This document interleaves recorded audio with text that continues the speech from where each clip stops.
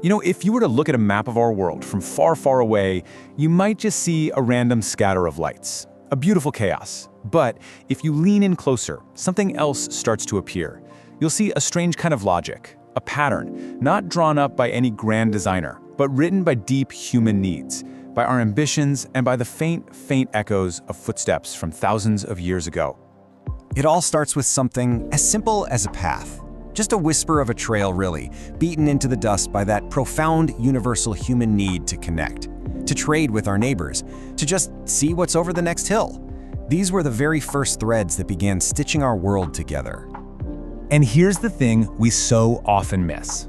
Our hyper-connected modern world, it's all built on top of this ghost map. The steel rails our trains run on, the massive shipping lanes crisscrossing our oceans, even the invisible pathways carrying data for the internet. They're all following the spectral traces of ancient roots, paths laid down for silk, for salt, and for spices. Welcome to Inside History HD. I am Andriana, and together we will peel back the layers of narratives long locked away in the archives of history. So our journey today is really about trying to answer a deceptively simple question. Of all the possible places on this entire planet, why did our great cities spring up exactly where they did? What were the invisible forces that dictated their location? And, maybe more importantly, do those same forces still have a hold on us today? To find that first layer of our ghost map, well, we have to go back to our most basic, most elemental need. We have to go to the water's edge. It's really the most fundamental truth of why we live where we live. You see, the first cities weren't really a choice, they were a necessity. They had to be anchored to the one resource that makes life itself possible: rivers. They were the cradles of civilization, providing that consistent, life-giving flow that you just can't get from a simple well or a lake that might dry up. And a river was so much more than just a place to get a drink. It was the engine of the entire agricultural revolution.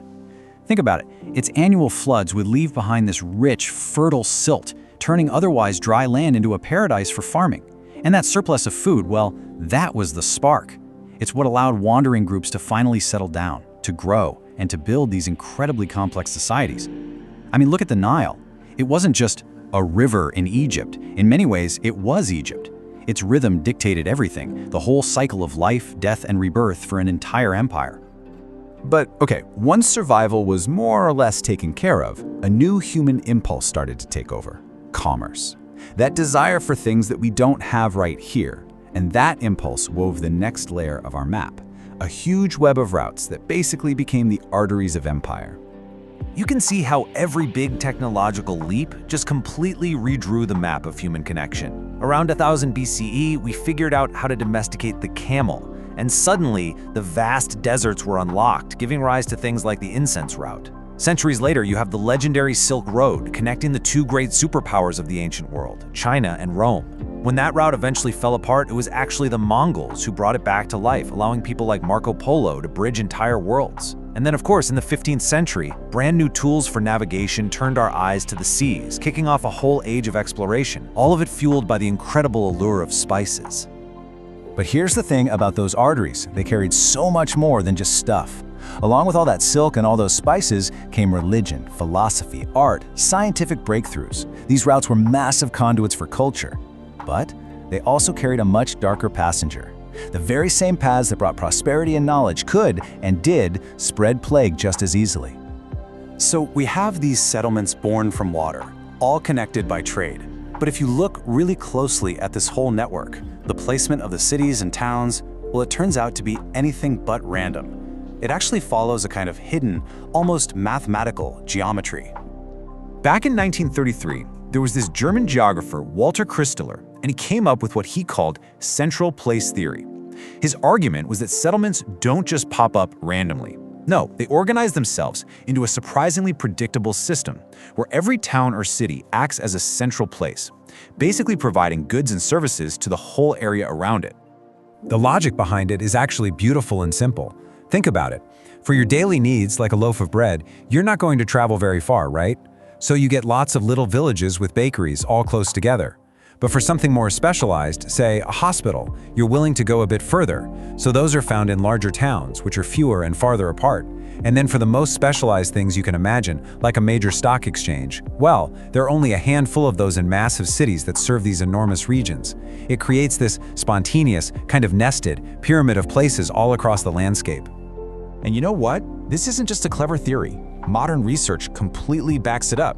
Scientists have found that city systems all over the world just naturally organize themselves in this way. The kinds of businesses you find in a smaller town are almost always a direct subset of what you'll find in the next biggest city. It's a perfect echo of Christaller's hidden geometry. Okay, but this raises a really crucial question. Rivers can change course. Trade routes become obsolete. So why do cities stick around, even when their whole original purpose for being there has completely vanished? What is the gravity that's holding them in place? Well, the answer is this incredibly powerful force called economies of agglomeration. I know, it's a mouthful, but the idea is actually really simple. It's just that when people and businesses cluster together, they get better and more productive. It's kind of like a party, right? The original reason for the party might have been a birthday, but pretty soon, the energy of the crowd itself is the main attraction. The cluster itself becomes its own reason for being. And this kicks off a powerful self-reinforcing engine. A big pool of skilled workers attracts more companies. Those companies attract even more workers. Being physically close to your competitors and collaborators means new ideas spread like wildfire. Economists call these knowledge spillovers. A dense network of suppliers helps drive down costs, and, of course, a whole bunch of people in one place creates a huge market. All of this creates a kind of economic gravity that's almost impossible to escape. And right here, this is the heart of it. The original spark that created a place, a strategic spot where two rivers met, a perfect natural harbor, a pass through the mountains. That spark is often long gone. That initial advantage has completely disappeared. But the massive economic engine it started, well, that engine is now running on a totally different kind of fuel. The city stays, not because of the spark that lit the fire, but because of the engine it has become. This whole idea reveals something pretty profound and maybe a little unsettling about our world. We're all living inside history's long shadow, still guided by a map that was drawn by hands that have long since turned to dust. This is the power of path dependence. Path dependence is really just the principle that where we're going is deeply, profoundly shaped by where we've already been.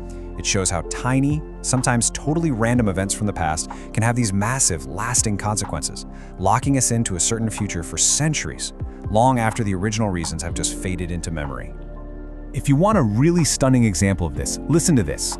A study found that an amazing number of major American cities are located at what used to be portage sites. These were places back in the 1800s, in the age of river travel, where you had to physically carry boats and cargo overland. Now that need for labor completely vanished once the railroads came along. And yet, more than 200 years later, the economic gravity that was first ignited by that temporary need is still holding huge urban centers in place. They are literally ghosts of a forgotten geography. So if the world we live in right now is just an echo of a past we can't even see anymore, it makes you wonder, doesn't it? What invisible map are we tracing for the future? What choices that we're making today are locking in the paths for generations yet to come? Because in the end, the map of the world isn't a snapshot of right now. It's a palimpsest. You know, one of those ancient manuscripts where you can still see traces of the old writing right there beneath the new. It's an accumulation of every road taken, every decision made, and every ghost that still haunts the landscape. If this journey has offered you a new perspective, please support our exploration by subscribing to Insight History HD. I am Andriana, thank you for listening, and I will see you in the next narrative.